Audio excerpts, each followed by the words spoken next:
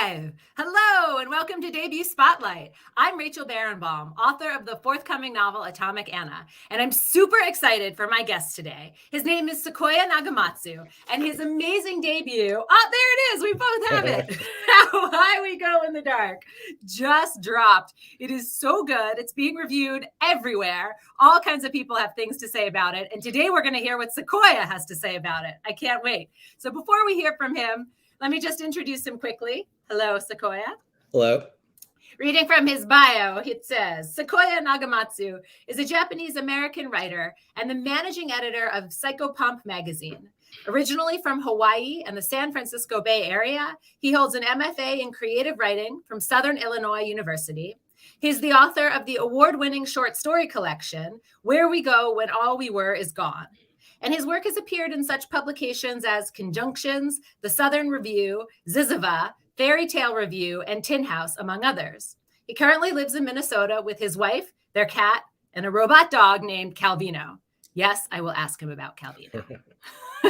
Hello, Sequoia. Hello. Tell us. So happy to have you here today. Tell me, what is this beautiful, beautiful book about? Well, that's a long story, but in a nutshell, it's a multi-generational journey that spans continents and centuries of people reimagining grief and trying to hold on to hope in the aftermath of a climate plague. Yes, there is a plague in this novel. I wrote it pre-COVID, but by and large, the story is focused on the everyday, the small actions that people take to really just wake up the next morning and try to reimagine their futures. I love that. I also love that you make the point, and I've seen this in other interviews that I've read with you, that these chapters from this book have been published for years, right? Mm-hmm. Well before pre-COVID. Mm-hmm. So you were more sort of looking into a future than writing is inspired by COVID. But I mean, I have to ask, what's it like to launch a book like this during COVID? It's surreal. I mean, when my agent and I were deciding to even go out with this, we're like, should we or should we not? Ultimately, we pushed forward and we found some wonderful partners that understood the humanistic vision for the book. But I think, it's published at the right time, if there is ever a right time to publish a book during the pandemic. Because I think in year 3 of COVID, people are finally starting to want to engage in conversations about what the future might be and how this time has actually changed us irrevocably. Because it has. Yeah. You scared me for a moment there. Year 3. That's still, Yeah. Oh my God, really? So before we dig into sort of the meat of the story that I really want to ask you about, first want to ask about the structure, because this is very much a set of sort of stories or scenes from people who are dealing with, at first, the discovery of the plague or the sickness, and then sort of the fallout over the years. So do you think of it as a story collection? Sort of how does it sit in your mind? I think maybe a novel in stories is an apt description for it. Mm-hmm.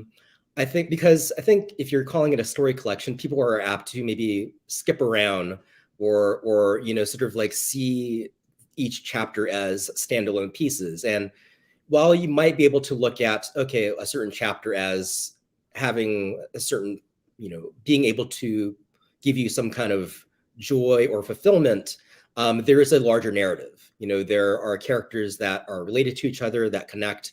There is an evolution of world. And there's also a narrative thread that holds everything together that, you come to realize by the time you get to that last chapter. And so there's a lot of Easter eggs and a lot of hints that I've dropped throughout that people would miss out on if they treated it like a story collection, and certainly if they read out of order. Yeah, I love that, a novel in stories, because I've read a bunch of the reviews that have come out, and I've read different descriptions, but I think novel in stories is the best. We'll go with what the author says on this one. Okay, so I wanted to read this one passage where you begin with a father basically is mourning the loss of his daughter. She's died around the discovery of a Neanderthal little girl. I guess this is sort of the beginning of what unleashes the plague. I'm not giving away any spoilers. This is like the first few pages of the book, okay? And he's standing there and he writes a letter to her. And I just wanted to read one of the very moving lines. So this is very early on in the book, and it says, he writes, "You saw a future of dead soil and dead oceans, all of us fighting for our lives. You had a vision of what life would be like for future generations and acted like the planet had a gun to our head. And maybe it does. I was always so proud of you, but it took Siberia, a quarantine, and the mystery of a 30,000-year-old girl to help me realize that. Maybe tonight I'll look at the stars and make up a new constellation for the both of us. A woman standing at the precipice of a great chasm. I'll be here with you." So first, I love that because there's the emotion, right? And I really feel the mourning and the sadness, right? He's reaching to his daughter, but also it gives us sort of, in a nutshell, how you are looking at our world, right? That we are holding, a gun to the earth, right? To our head. And I wonder if you could talk about that and the inspiration of, environmental destruction in this book. Yeah, I mean, like I have a kind of a past with environmental activism, and climate change, forest issues have always been near and dear to my heart. So injecting those messages into the book was always a consideration of mine. But when I was thinking about the plague narrative, I think it made sense to me that the plague was an apt metaphor for climate change. And certainly how we respond to something like a pandemic, there are some very clear parallels to how we respond or not, how we ignore certain things regarding, this plague or in our world, COVID-19. I think with that particular line that you just read, I wanted to really highlight the fact that, even though that narrator is a scientist, the primary focus is essentially their hearts. I'm never privileging their roles in the government or society at large. I'm almost always privileging their relationships and the quieter moments of when they go home versus how they're solving or racing to find a cure. This isn't Dustin Hoffman in Outbreak. Right. But I have to tell you, so a few years ago, I remember before COVID, right? Long before COVID, I started reading about fears of the permafrost melting and what was going to, come up in the sludge. And this is not something that, although you're brilliant, you did not invent this idea, right? That disease and plagues might come up and defrost from there. So I was wondering, where did you start, reading about it or thinking about it? I remember the 60 Minutes episode that I saw very clearly where they showed, right, this guy up there working to maintain the permafrost to keep back the plague. Yeah, I feel like we keep seeing more and more articles about this. But it was in 2014 when the plague narrative sort of entered the project. And it was in an Atlantic article about 30,000-year-old viruses, ancient viruses. So hence the chapter title that opens the book. And while most scientists think that it's unlikely that a world devastating virus could be unleashed from ice melt, it's not something that's written off. It's still within the realm of something that we need to watch out for. And that really intrigued me because, again, there is that climate aspect. This is something that we are bringing about. We're unlocking the past that should stay in the past. But it's also something that could be a vehicle for a lot of the stories I had already written that were tied together by this grief, by funerary practices that I was just really fascinated by. Wow. That's amazing. So you bookend literally the book, right? Because then this passage that I just read that I loved, and then I get to the end, and we're here around page 279, and we get to, you don't have to look it up, I'm going to read it to you, okay. But any listeners that might want to. But then this idea, I'm a professor. Yeah, I love it though. Yeah. Right, with our agency and our ability, right, what we as humans can still do to the earth. And so here we are, very far in the future. Very far. You wrote, "I came upon my husband in the seed fields, showing Nuri how world builders inject possibility into each seed, adding with trained precision the chemicals and minerals we debate for thousands of years. It's not entirely up to you, my husband explained to Nori. We plant potential realities. What we see through our scopes may or may not happen, at least in this universe. So who decides? Nori asked. Some of it's chance, I explained. Hope, love, ingenuity, possibility is more than what runs through our veins, little one. Mm-hmm. I just thought what a beautiful way to end, because there's a lot of sadness in this book, but you end on hope. Right. Can you talk about that? I think even in the very early chapters, and I think the first 2 chapters are probably the roughest, but even then, especially in revisions, I wanted to make sure that there was a little hope, even in the darkest moments, and that hope would slowly compound by the time we got to the end. Because, and I've said this to other interviewers, what's the point of waking up if you've lost sight of that hope? Like, I think it's very easy for us to turn on the news these days and feel like it's hopeless sometimes. But I think if you're able to even latch on to smaller actions, smaller moments, small goals, whether that's family or your community or doing something for the larger world, that can be enough energy to kind of push you through to the next day, to the next year. And I think that's the kind of collective thinking, communal thinking that I want readers to take away from this book, is this idea of possibility, of hope, and also communal action, that we can kind of find answers to, make the world a little bit of a better place. Yeah, I love that. I mean, I think that's why I think there's a way to read this book in which there's a lot of sadness. And you've said this book is about mourning and grieving. But I did find at the end, I thought you are a hopeful person. Yeah. Or at least you had hope in there. And that's, right. was the beauty of the book. So then I want to talk about the sickness itself, the plague. It's the way that it kills people is it transforms different organs into it's sort of what they shouldn't be or should be, right? A heart into a brain or something like that. So obviously to me, that screams transformation as one of the big themes of the book, right? As the earth is transforming, we are transforming. So I have to ask you, please talk about transformation in the book. I mean, it really kind of ties to something that you nodded at with those lines that you just read, this idea of possibility. Right? Transformation and possibility are kind of sort of like, 2 sides of the same coin. And I thought that, the plague in and of itself is insidious. And of course, it's devastating.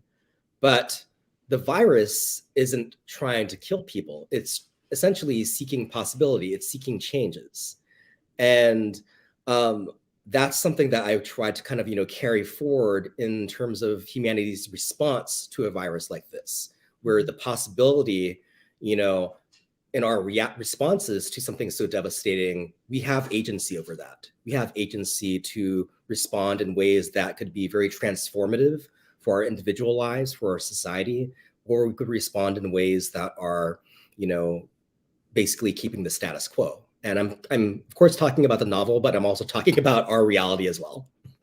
Yes, I mean, it was like, this is for an English class or a literature class, right? The theme for a paper, transformation, exactly. And, Sequoia Nagamatsu's, debut novel. But I also saw it, but there's the hope and that transformation can be good, but it's killing people, right? So you clearly see it as something that could be bad. Also, it's in the book as something. Could you talk about that bad side too? Yeah, I mean, and maybe this is something that, I've chosen to embrace a lot of good actors in the book.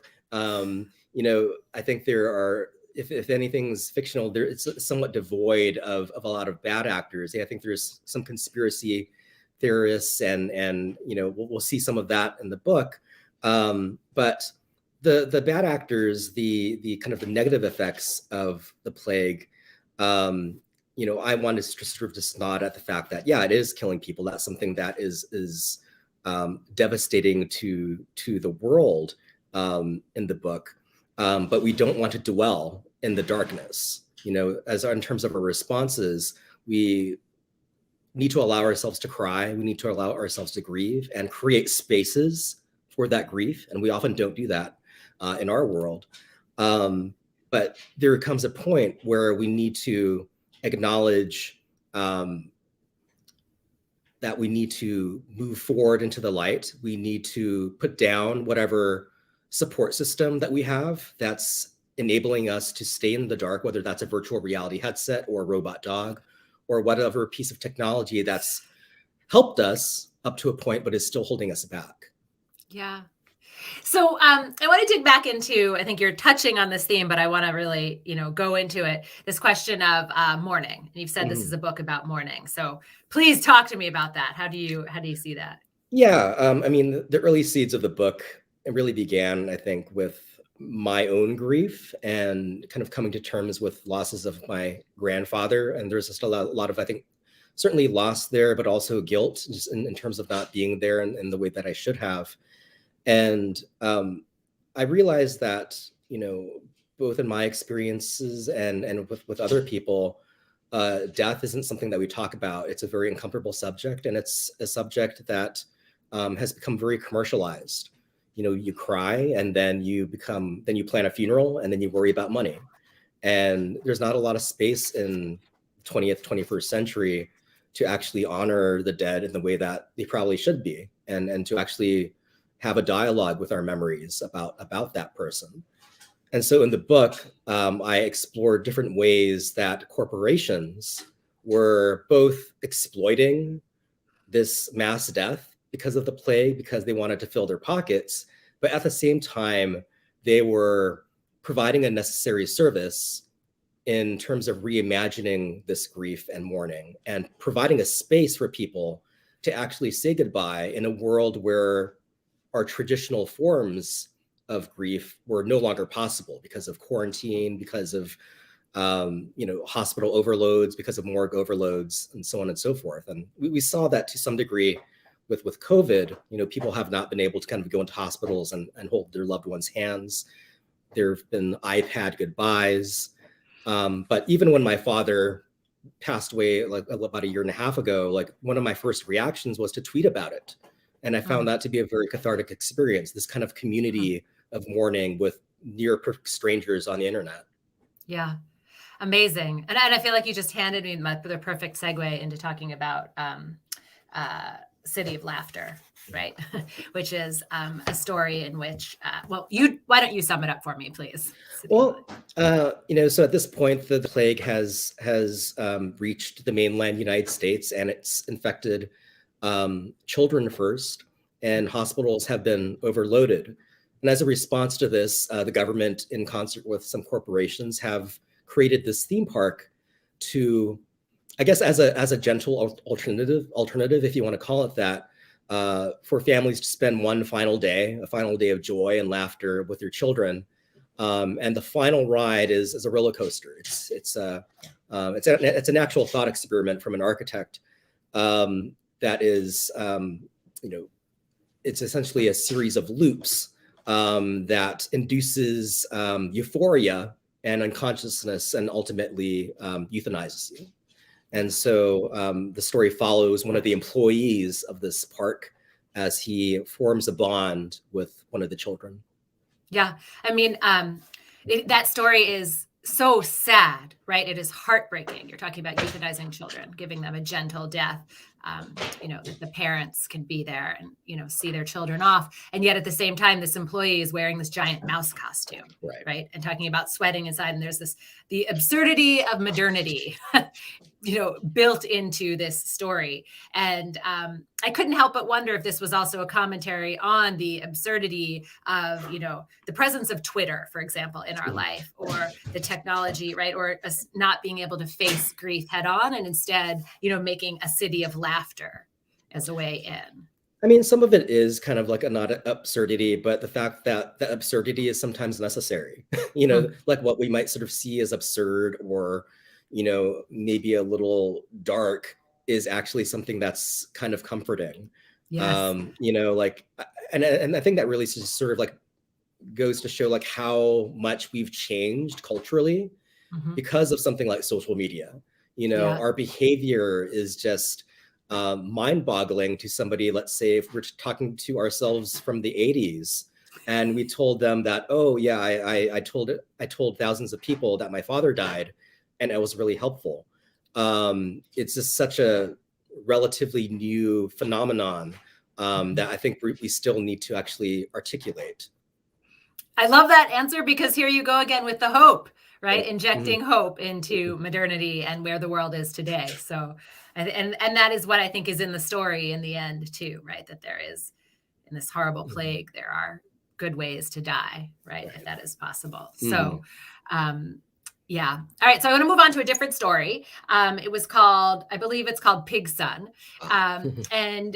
So please, again, tell me, what is Pig Son about? Well, so at this point, with the scientist in this chapter, he's actually the father of the little boy who died in a previous chapter, and he failed to save him. His work is focusing on creating human organs in organ donor pigs, so that he can buy people more time, and he couldn't do that for his son.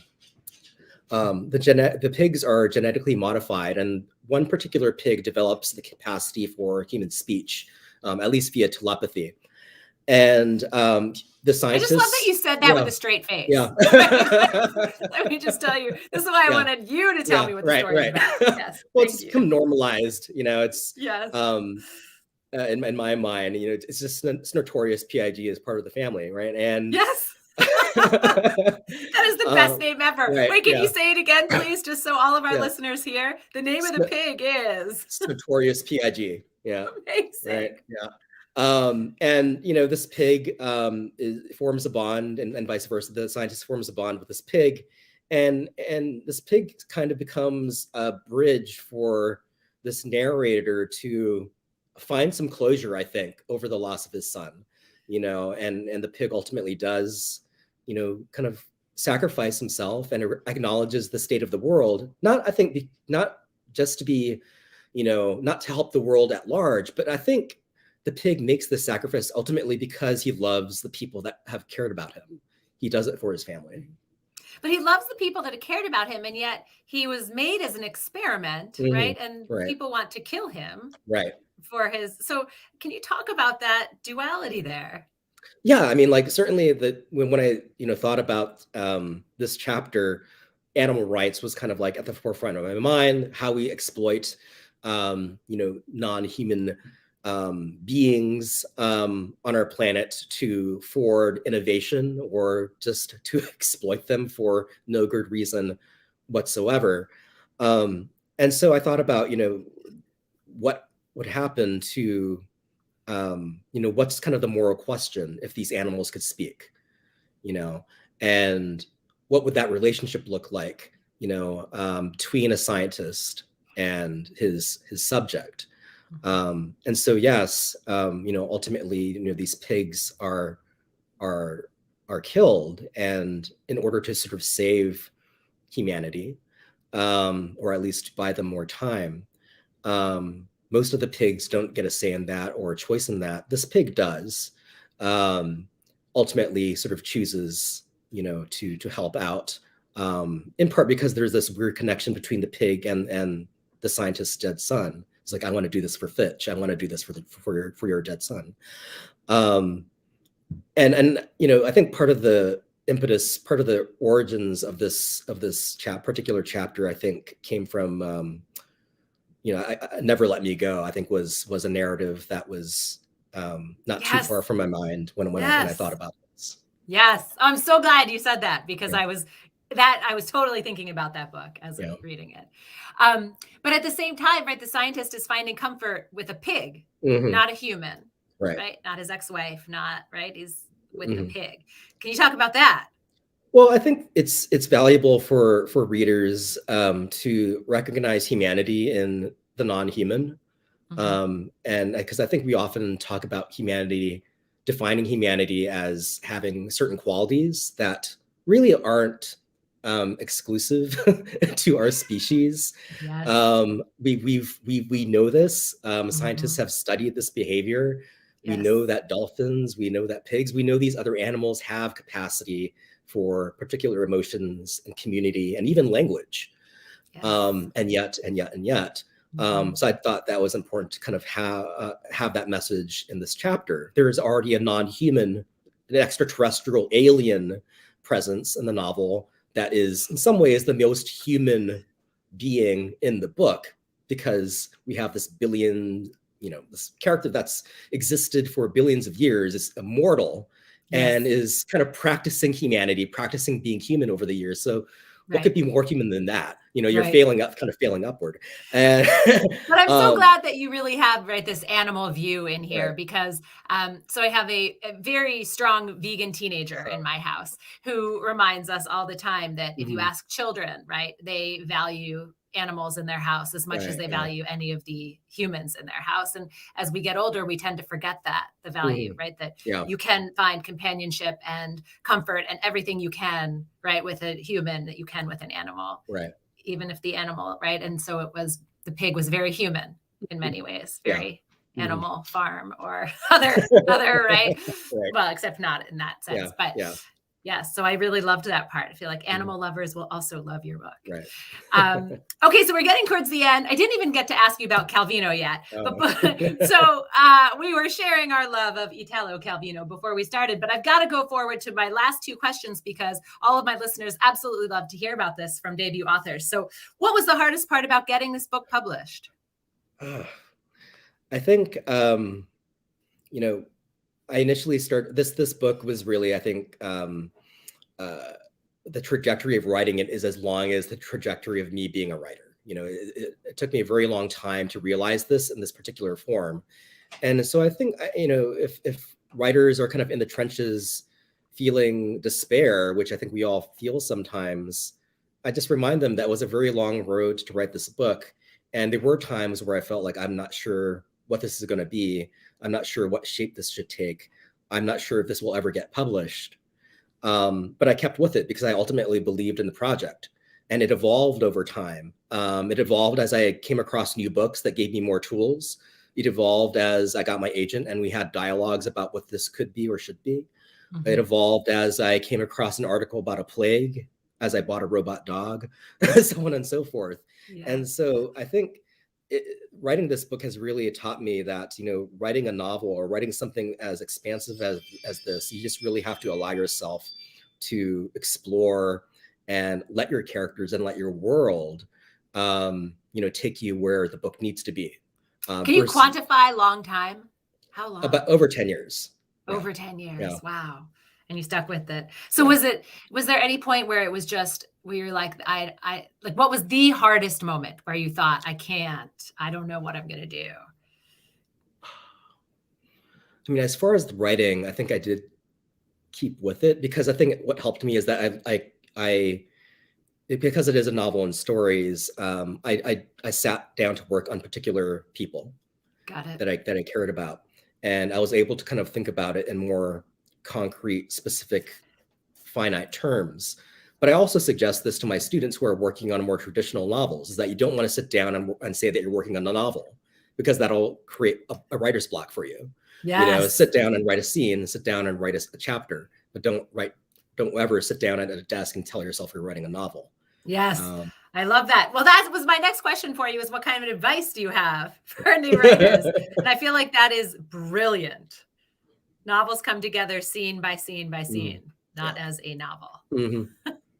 So do you have any other advice that you can offer a new writer? I'd say don't worry about genre conventions or what you think the market wants, because by the time you finish it, the market's going to change. And I think I learned this one the hard way. I think especially as an Asian American writer, and the landscape I think has changed a lot for writers of color. But when I first started out, I thought that the reading public needed a certain kind of story from a Japanese writer. And I wasn't wrong, because a lot of literature being produced, as well written and deserving as those works are, often were coming from a place of othering communities and writing for, I think, a white audience, not always writing on the terms of that author. And so just write for yourself ultimately, and don't worry about your story fitting into certain boxes. Create your own box if you need to. I love that. Create your own box. That's great. Sequoia, thank you so much for joining me today. I had such a great time talking to you about this amazing new book, How High We Go in the Dark. Run, don't walk to get your copy, and may you sell many, many copies. Thank you for having me. Bye, everybody.